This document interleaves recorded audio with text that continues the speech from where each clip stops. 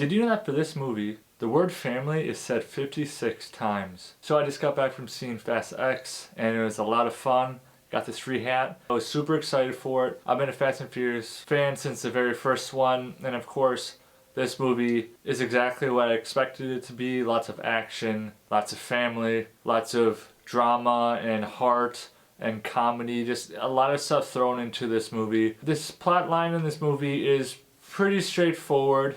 We get Dante, this was cool.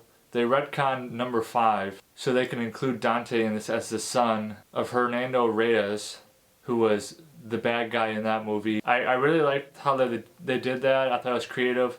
I thought it gave Jason Momoa's character a solid enough backstory for us to understand why he's going after Dom. This follows the plot line that the last 3 movies have, where it's mainly just family and they're trying to save the world from some bad thing that's about to happen. But this movie actually got a little more crazy than usual. That's saying something, but this movie kind of showed us what kind of villain Dante is. He definitely stepped this movie up to the next level in terms of the drama and the action. For the most part, you think Dom and the family is going to win, but there were a couple points in the movie where Dante showed all the tools he has at his disposal, and it's actually quite impressive. And he's cutting Dom off at every corner, at every turn, and really kind of making us worry a little bit about Dom and the future of everyone in this franchise. Dante's character is just completely off the rails, and I thought Cypher was bad, and she's back in this movie. She didn't actually do a whole lot in this movie. She cleared the way for Dante,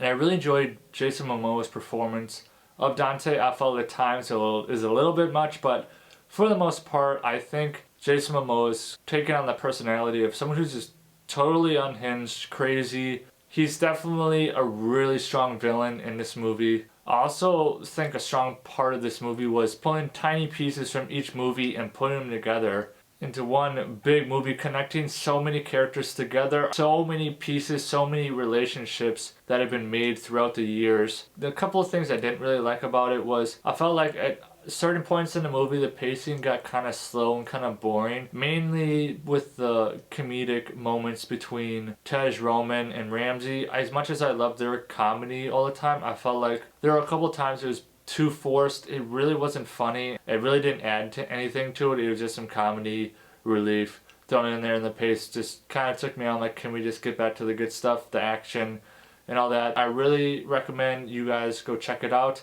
It's in theaters right now. Bring your family, bring your friends. It's just a really fun blockbuster movie to watch. Don't expect, anything in the movie to really make sense, because it doesn't make sense. That's what makes these movies so great and so fun to watch, is you know that they're impossible. All the stuff they do in the movie is impossible, and at the same time they do it, because family. So for Fast X, I'm going to give it a 6.5 out of 10 Mudflaps. And before you go, leave me a thumbs up and drop in the comments below, what is your favorite Fast and Furious movie? See you next time.